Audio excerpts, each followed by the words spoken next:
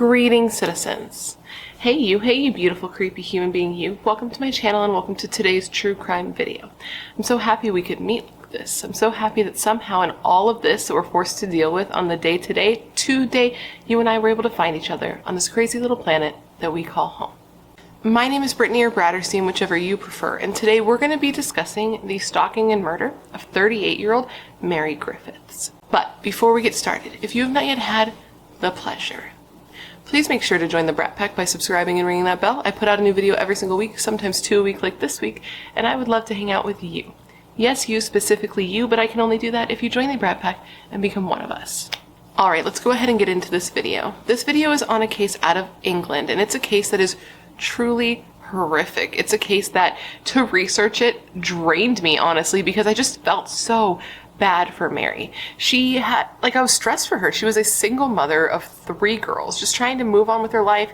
She had separated from her former partner, went on to get a job and find a boyfriend and was doing super well when she befriended a man, a married man who she thought she could, just be friends with. You're married, I'm in a relationship, everything's fine. But he went on to become obsessed with her and to stalk her and to make her life miserable before murdering her in such a brutal way in a public execution that her own young children saw. So today I'm going to tell you the entire story. I read all the things so that you do not have to, and at the end of this video I want you to answer the question of the day. I'm going to give it to you now so you can have it kick around in your brain as we go through the details of this case, but obviously I want you to answer once you have something to go on, and the question of the day is this. Do you believe that the police should be held accountable for what happened to Mary? Let me know all your thoughts in the comments below after we go through the details of this case. Now, with all of that said, come gather around and let me tell you the story of the stalking and murder of 38-year-old Mary Griffiths. Now, I want to start this video off with a quote. This is a quote that the judge who presided over Mary's murder trial told her murderer. Mr. Justice Bean told him, and I quote, "You killed her in front of her terrified and traumatized children, writing later that it was to teach her a lesson." Our story today begins in the early morning hours of May 6, 2009, and this was in Bury St. Edmunds in Suffolk, England.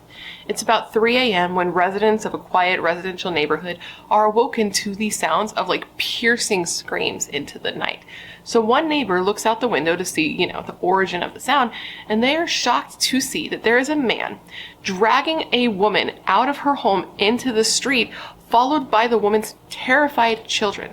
The girls are crying, they're screaming. The eldest of the girls is begging this man not to do this, to stop. But the man didn't stop. He took this woman who was already injured. She was bleeding from a shoulder wound. He took her into the middle of the street. He pinned her down, and then he shot her twice in the chest with a bolt gun, killing her.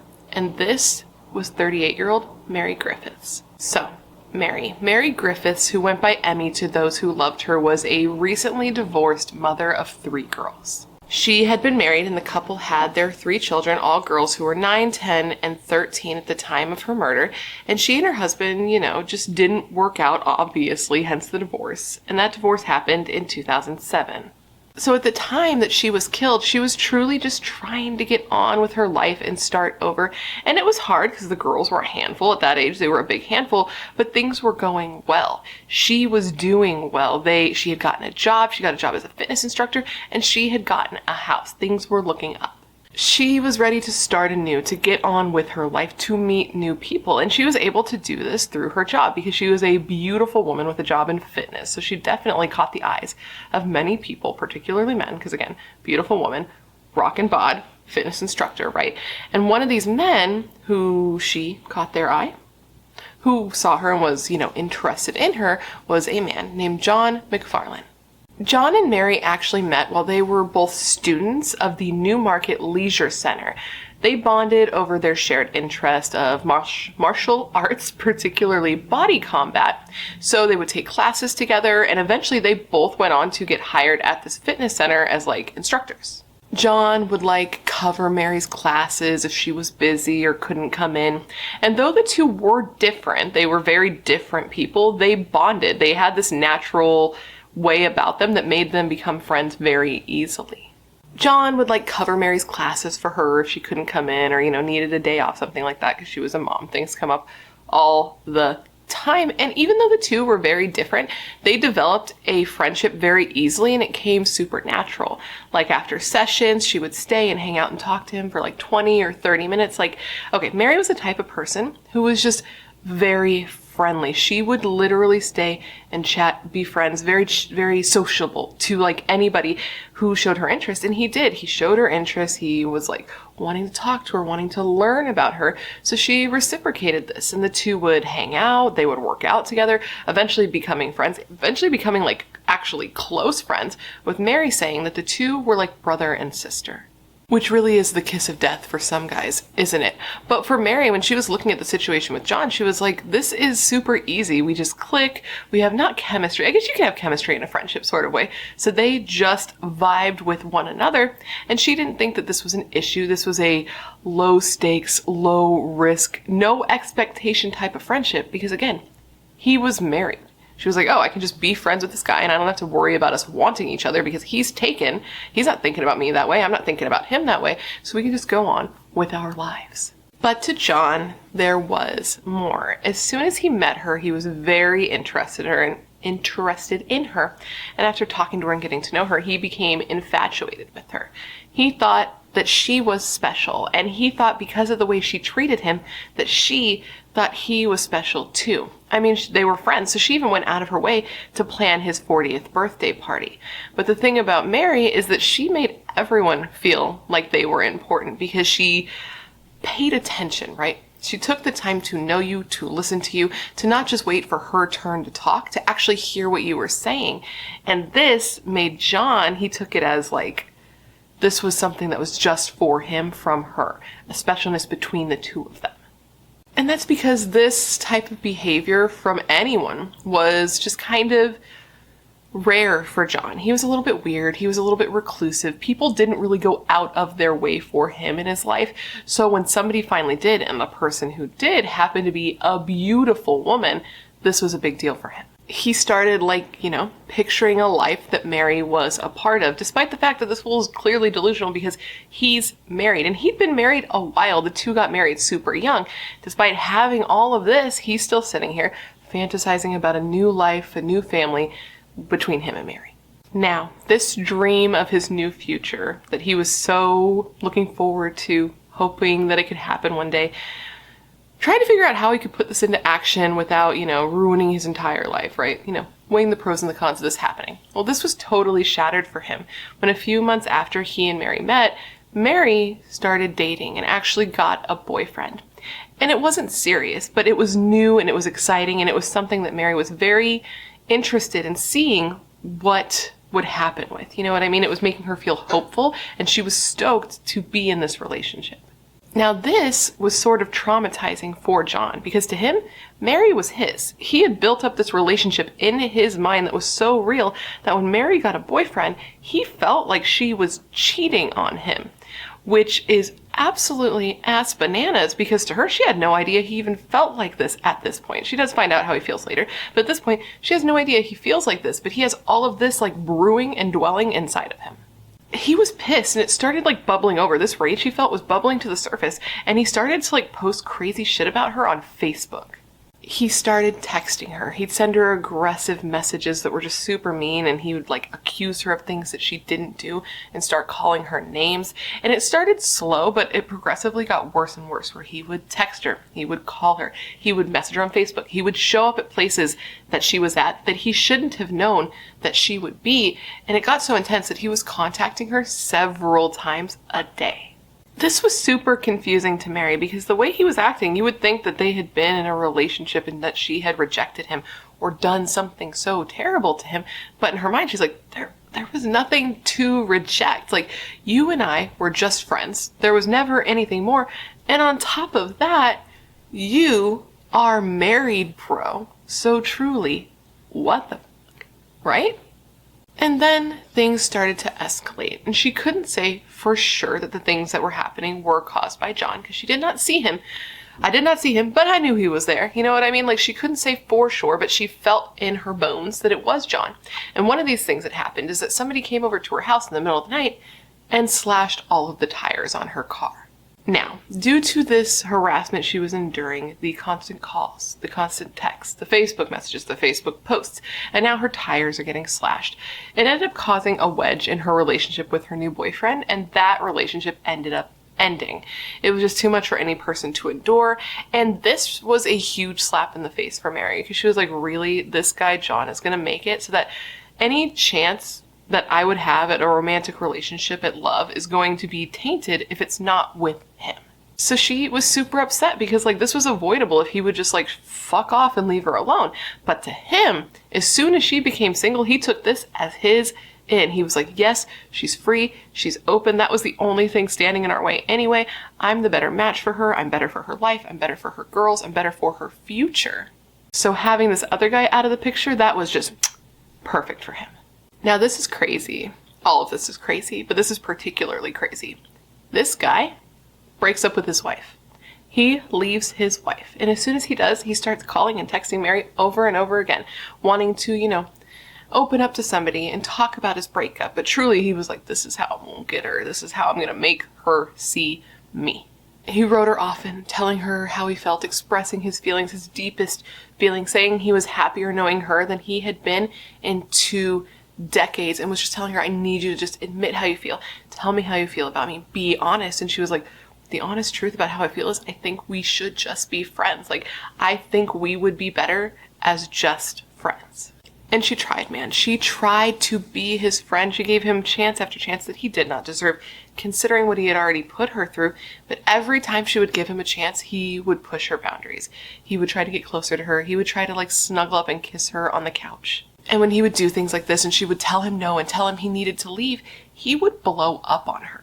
And this behavior would get even worse when Mary's ex-boyfriend would show up, because he would from time to time. They were newly broken up, and you know, sometimes when you're breaking up, you're kind of breaking up and you're kind of still, you know what I mean? It takes a little time to make a clean break. So this guy would come around, and whenever this guy would come back around, John would be seriously triggered.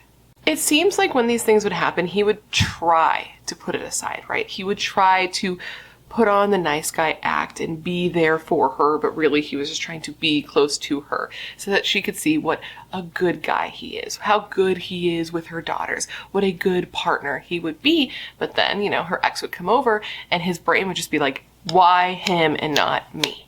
And in one of these instances, he got really pissed. He got really aggressive and really nasty with her in front of her kids, and then tried to turn it around on her and was like, you know what, the problem here is that you're just too independent and I'm too sensitive. And the problem here, well, among many problems, is that this was a vicious cycle. John would do these aggressive, threatening things that would make her feel so uncomfortable. So she would tell her ex-boyfriend about him because the two were still talking, which would cause her ex-boyfriend to come around more often so that she would feel safe, which would cause John to get pissed off all over again. He does something which I don't know if it was to try to like damage the relationship with her ex further or just to like manifest what he wants or what, but he started going online again. And now he was posting that he and Mary were in a relationship, that they were physical with one another when they weren't. And so she sees this and she looks at it. She sees it and looks at it, both things with eyes, right? And she's like, oh, okay, absolutely not. I need to shut this shit down now. So she comments on it and she's like, no, bro. 1, we're not in a relationship. And 2, we're definitely not physical. You are fucking delusional, my guy. And I wouldn't touch you with a pole. Now, do you think he took the hint and like moved on with his life and realized, you know what? She's just not that into me. I should probably try to find somebody else or go back to my wife maybe?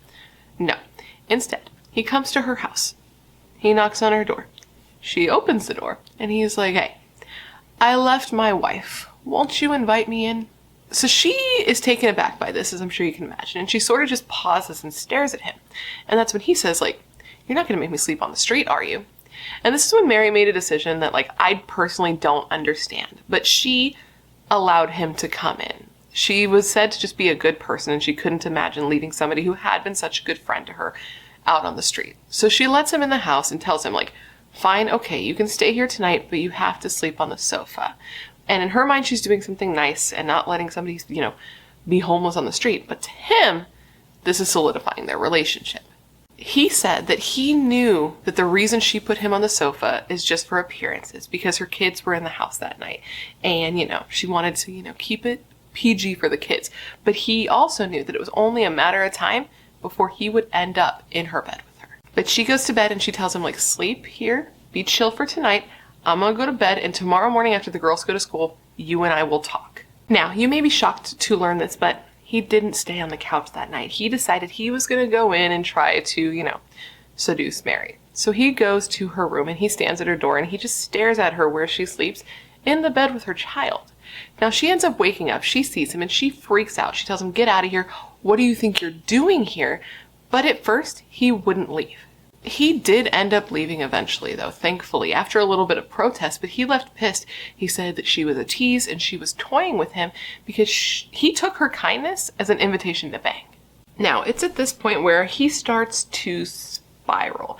He starts posting weird shit, reaching out to friends, acting like he was going to take his own life.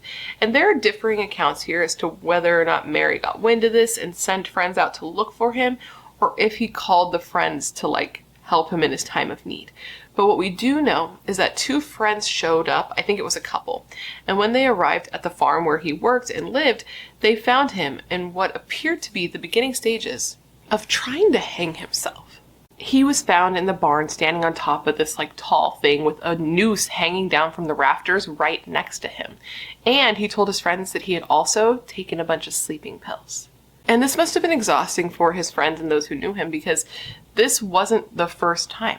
Twice he had tried to take his own life. Twice he had called for help and been caught in the act. And twice he had seen medical professionals to try to help him. So on this occasion, his friends had discovered his plan. They went, they caught him in the act. They persuaded him not to go through with it. They took him home. And then the following day, which I believe would have been May 3rd, they took him to a hospital to make sure that he was cool. During this time, he also texted Mary, even going through all of this, having to go to a hospital for trying to, take your own life. He cannot not talk to her. So he sends her a text message in which he says, quote, "Hi, after a great deal of thought, you do resent me helping you, even despite my best efforts. So I am never going to be allowed to help properly, as you were going to allow Clifford. So if you feel the same, then let's depart forever, as last night it felt like you stood on my heart. Let me know what you want to do." Anyways, he goes to the doctor, he's evaluated by a mental health professional, and they determine that he does not need to be admitted because he is not going to be a threat to himself or to others. And how wrong that decision would turn out to be, truly. Now, this decision not to keep him was very upsetting to those who knew him, because you remember how I said he worked on a farm? Well, the woman he worked for was a 60-year-old woman named Cecilia, and when she found out that they weren't going to keep him, she was, quote, absolutely furious, livid, and upset, end quote. She was incredibly worried that he was going to hurt himself and thought it was a huge mistake to send him home, which is so eerie because she had no idea what he was going to go on to do. She was worried he was going to hurt himself when he was the one that was in the least amount of danger. You know what I mean? It's so fucking sad. Now, all of this sort of started on May 5th, the day before her murder, because technically speaking, she was killed after midnight on May 6th. It was on this day that Mary was feeling particularly freaked out by John. Now, the specifics of what happened between them that day to make her feel more scared than usual isn't clear, but it was this day at about 6 p.m. that she actually called the police to get some help. Now, when she called, she did call the non-emergency number, which does matter and we'll talk about in a little bit, but she told the operator that John McFarland had flipped out and that she was scared and did not know what to do. She told the operator that she was scared because he was irrational and he knew where she lived, he knew where her kids lived, and that he had been sending her several messages because he was pissed. Because after his suicide attempt, she told him that not only did she think that they shouldn't be in a relationship, but she also didn't think they should be friends anymore because he clearly didn't respect her boundaries. She also told the officer that she was scared that he was lingering around her neighborhood because the day before she found a 4-page letter shoved under her front door. The operator then told her that they would send out an officer a little bit later in the evening so they could talk everything over and go through her options. So apparently the way emergency calls or non-emergency calls are taken is they're taken in and they're graded. The call is either determined to need an officer response within an hour or 4 hours. And in Mary's situation, they determined that she would need a response within 4 hours. So an officer should have been at her house by 10 p.m. to like talk with her and see what they should do next. But that did not happen. Instead, Mary received a call at 9:45 that evening being told that an officer wasn't going to be able to make it out that night, but they would be able to come the following day. And feeling like she had no option, like they're telling her, like they can't come, she agreed. And the operator told her, like, if anything happens, just make sure to call 999, the emergency number. And it's just very sad because she was scared. She was scared enough to call the police, right? And she had told a friend just how scared she was. This friend said that Mary was shaking and obviously upset and told her of a situation between her and John that really freaked her out. So Mary had gotten an injury, which we'll talk about a little bit later. And after she got out of the hospital for the injury, John came over because he was always fucking around. So he comes over, and it was at this time that he tried to like take advantage of her vulnerability because she couldn't really move because it was an injury to her leg. He like cuddled up next to her and started like hugging her and was basically on top of her, and she couldn't get him to stop. Which again, like I said, she stopped being his friend because he pushes her boundaries and he doesn't respect them. So the friend just told her like to stay safe, to lock the doors, that everything would be fine. And maybe things would have been fine if police came, but they didn't come. And it's sad because her daughter, oh God, her daughter said that that night, while her mother was tucking her into bed, she was worried that she'd never see her again because of this freaking threat that had just been looming over them for so much time. And she had every right to be scared because an hour and a half before she was killed, while she was in her home, asleep in her bed, John sent her a cryptic Facebook message in which he said, quote, "They say there is nothing worse than a woman scorned. Watch this space, because if someone rips out your heart and stamps on it, then they deserve the same." Now, Mary's call to police would not be the only call that was made in relation to that case this evening. There were 2 more calls that were made, and one of them was a call from one of Mary's friends. This friend had called like the mental health crisis hotline and was calling because she was very concerned about John, and she thought that he needed help because his behavior was getting incredibly erratic. So she calls at about 6:30 p.m. and she leaves them a message where she says that like John was sending concerning texts and erratic Facebook messages, and that it was really extreme even for him, but this message wasn't even heard until the next day. And then there was another call, and this call was made to the police by John himself. He dialed 999 and he told the police that a place was being robbed and that this place was known to carry weapons. But this wasn't true. John was standing outside the police station when he called 999 to make this fake call and make sure that they responded accordingly. So he watched as a bunch of officers left the police station, headed in the direction of this place where the robbery was happening, so that he could go over here and see Mary. He then texted his wife and told her that he still loved her, but that his head was fucked up and he blamed Mary. And then he said that he just had to go and sort it out once and for all. He then went to Mary's house less than a mile away where she slept with her 3 young daughters, and he brought 2 items with him, an axe and a bolt gun. He goes to her house. He gets there at about 2:40 in the morning. He goes to her back door, and he uses the axe to break down her door, and that axe was later found in the kitchen. He then goes to the fuse box, which was found in a cupboard, and he kills the power in the entire house before climbing the stairs, going to the 2nd floor where Mary had been sleeping in her bed with her 10-year-old daughter. As he enters her room, she turns and tries to turn on the lamp to see who was entering her room, though I'm sure she knew who it was. And he just attacked her, man. He grabbed her, he threw her onto the floor, he beat her, and he started to strangle her. Mary's daughter Hannah said of this attack, and I quote, "He grabbed hold of my mom and tried to strangle her. He pushed her downstairs. Jessica came and tried to push him off." Her other daughter Sophie added, quote, "I had not been strong enough to fight off the bad man." Which is just so sad, dude. And by this time, another sad thing is that all the girls are in the room. They had heard the struggle. So Jessica and Sophie, the 2 girls who weren't sleeping in the room, ran in when they heard all this noise, and Hannah had been sleeping in the bed with her mom when all of this started. Mary cries. She begs for him not to hurt her, not to hurt her daughters. Meanwhile, her daughters are in the room and they are freaking out, doing everything they can to try to stop this man from hurting their mom. But he pushes them off. He hits 2 of them, I believe, with the bolt gun, and they got hurt. And then he takes the bolt gun and he shoots Mary in the shoulder. And speaking of the fact that he hit the girls, they're really lucky that that's all that happened, because initially his plan was actually to kill them. Prior to going over to Mary's house, he texted a friend of his saying that he was on a revenge mission to hurt Mary because she had stamped on his heart. And his initial plan was to go there, kill the girls, and then kill himself, so she had to live with the trauma of what happened. What he said specifically in this text was, quote, "I will spare the mother, not the beautiful girls. They, like me, will die. Hasta la vista, baby." And then he added, quote, "This is what rejection does. It fucks you up. All I needed was a cuddle and to be loved." To which I say, go home to your wife, bro. Anyways, back to the attack. So he's got her out of the bed and he tries to strangle her, but he is unsuccessful. And in a moment of like free time, she decides to run. She's like, I need to get away from him. I need to make him chase me. I need to get him away from my girls.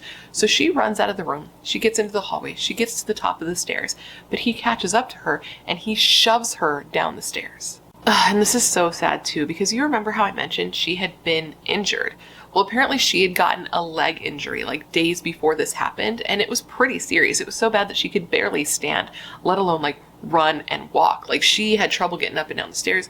She had a 3-story home. There were a lot of stairs. So when this happened to her, she had no way to really protect herself, and she wasn't in like peak physical condition to like try to be able to get away.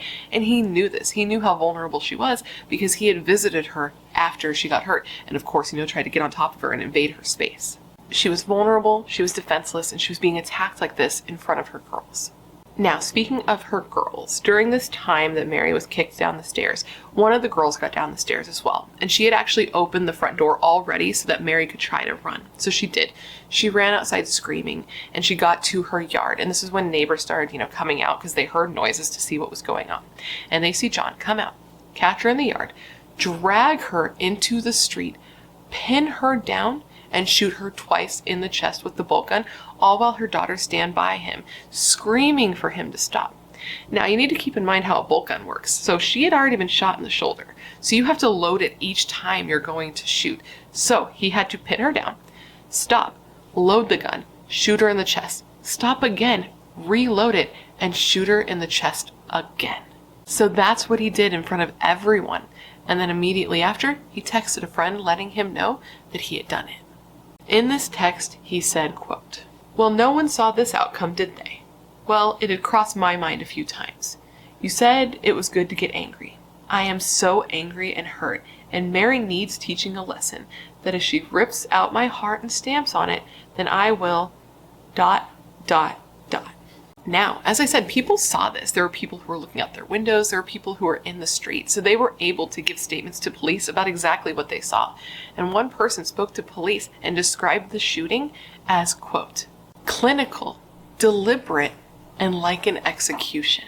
I just can't imagine seeing that, man. And so many people did because, again, neighbors had poured out into the street. And one of these neighbors, I didn't even mention this, was actually an off-duty cop. He was staying at like a house next door, I believe. So he comes out, he sees this. He sees John standing over Mary. He goes up to her and is like, what's going on? And John points the bolt gun at him and is like, if you come any closer, I'm going to shoot you too. So he wasn't armed, so he just kind of put up his arms and backed away.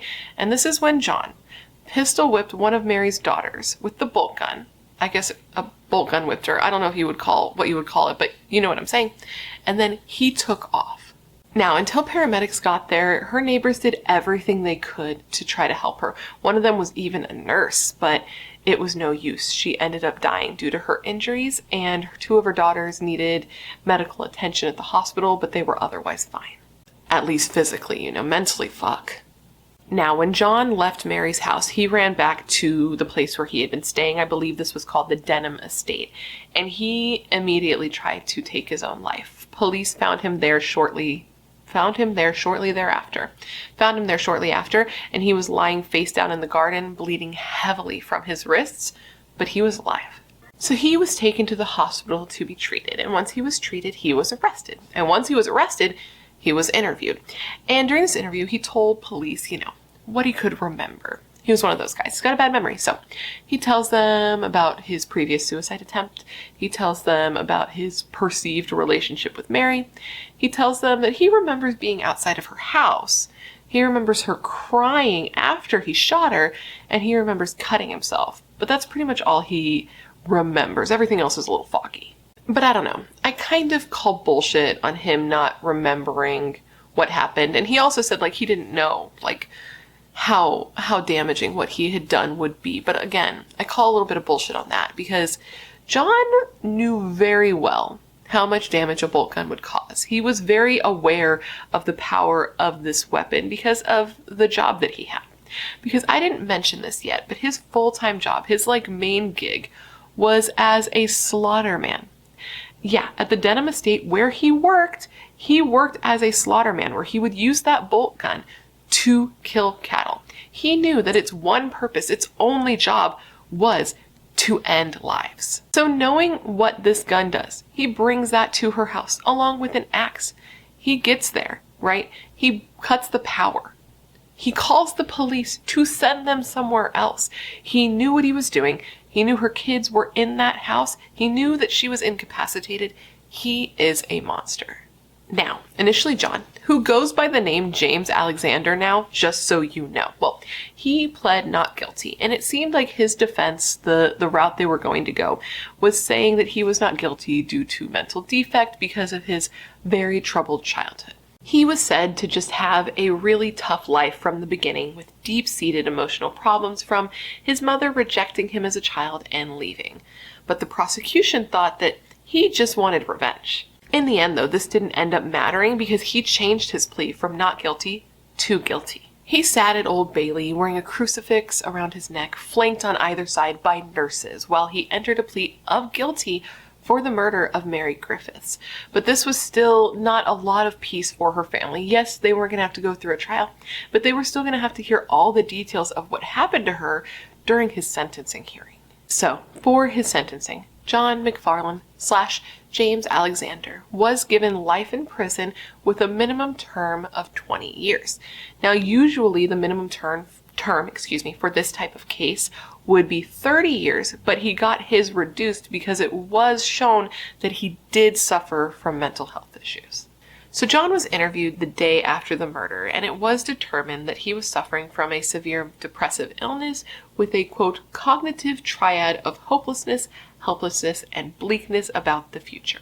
So because of this, he was given a minimum term of 24 years, but then he also got another reduction because he pled guilty, which brought it back to 20. So he was sentenced to life, but he could be out in as little as 20 years. The judge said to John during his sentencing hearing, and I quote, "3 generations of Mary Griffith's family have suffered a tragic and devastating loss. Her children have been deprived a loving and caring mother, and her parents had to endure the appalling experience of attending the funeral of their own daughter." He added, quote, "You killed her in front of her terrified and traumatized children, writing later that it was to teach her a lesson." So he entered his plea, he was sentenced, and then almost immediately after, he again tried to take his own life and was put on 24-hour suicide watch. After John was sentenced, Mary's family made a statement, and it was her sister Louise who made the statement on behalf of the family. She said through tears, and I quote, "Today my family and I came to court to see the evil murderer John McFarland brought to justice for taking away the life of our beloved angel. We stand here with heavy hearts, praying that John McFarland will never be able to walk the streets again. However, the punishment which was bestowed upon him today was not harsh or severe enough to compensate for the loss of Mary's life. Mary was the most beautiful person I have ever known. She was a dedicated mother to 3 daughters and always strived to do her very best for her girls. She was a daughter to be proud of in every way and a sister to look up to. She was a true and genuine friend with the biggest heart.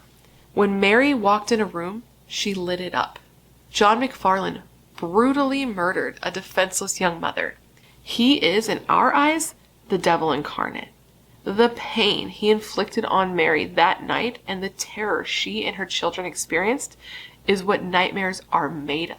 We will forever be haunted by the thoughts of how much Mary suffered in the last hours of her life. Now, John's conviction was appealed, which is common. We see that. Appeals happen all the time. But what was interesting here is it doesn't look like John was actually the one to file the appeal, but the prosecution was, which I did not know was a thing that you could do over there, but I guess the more you know. I don't think that that's something that we can actually do here.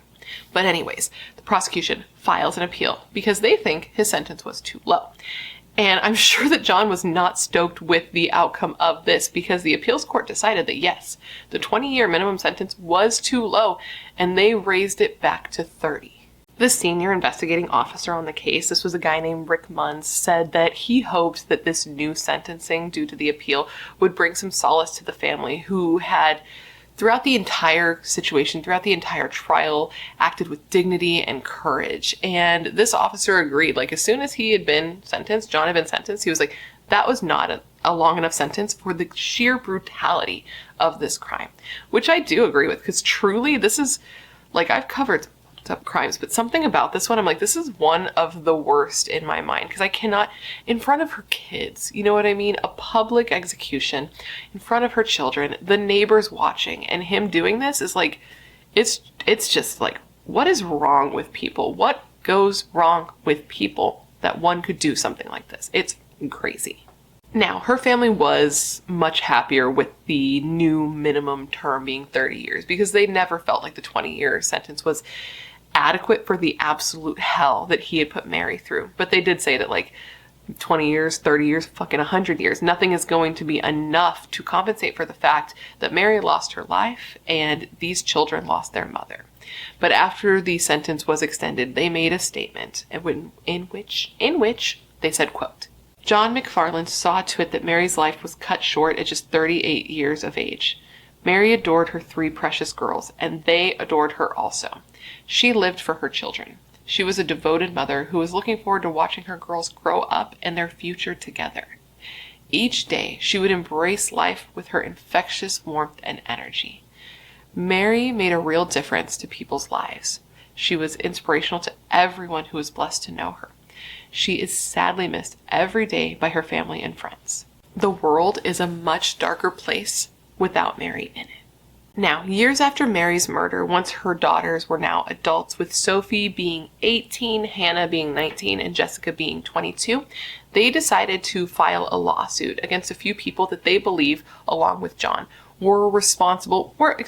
believe that these people were responsible for John being free to roam the streets to have the opportunity to kill Mary. Now, the people that they filed this lawsuit against were the chief constable of the police department. His name was Gareth, and they also sued the Suffolk Mental Health Partnership Trust. They claimed that had adequate steps been taken by the police or the trust, that their mother would still be alive. Their representative basically said that if police had done more, or if the trust had made the decision to detain John, then Mary, a wonderful mother and thoughtful person, would still be alive. Because, I mean, he did have mental health issues, right? He had been to a hospital and had been seen by professionals twice in the days leading up to Mary's murder. And they say that this went against their protective obligations under the human rights law. They also pointed out that the day of the murder, one of Mary's friends called that mental health crisis hotline to try to get help because they said John was being erratic, and Mary herself had called the police to try to get help. And they say that this wasn't responded to properly and that her murder was fully preventable. Because think about it, she called police the night she was killed wanting help, and they didn't come. Now, the police and trust have denied any wrongdoing. They say that they have great sympathy for the girls who had gone through such a tragic situation, but that there weren't any wrongdoings in terms of like the protocols that were followed. Because John had been seen by a mental health professional and he was determined not to be a risk, so they didn't have a reason to hold him. And the police weren't at fault because Mary had called the non-emergency number, and at the time that she called, she seemed to be okay with the fact that the officers were going to come later, and if she really felt like she was in danger, she would have called the emergency line or had like gone into hiding. They basically said that there was nothing in the call that made them believe that there was an immediate risk to Mary's safety that they needed to prevent. So, the Independent Police Complaints Commission did an investigation and came to the determination that though an officer should have been sent to Mary at the earliest opportunity and not the following day, that Mary's murder could not have been prevented. The IPCC commissioner, her name was Rachel, she made a statement about this that said, quote, "This was a grotesque crime. While the call from Mrs. Griffiths was graded correctly, the police should have dispatched an officer to visit her home at the earliest available opportunity rather than the following day. Having studied the operational demands in the area that evening, we have determined it would have been possible for an officer to attend. Sadly, nothing in the call could have reasonably have predicted what was so swiftly to follow." So they're saying like, yeah, we could have sent a cop and we didn't, and that sucks, but we had no idea this was going to happen. Which, I mean, is fair that they had no idea it was going to happen, but if you could have sent a cop and a girl is worried because her stalker is acting crazy, maybe you should.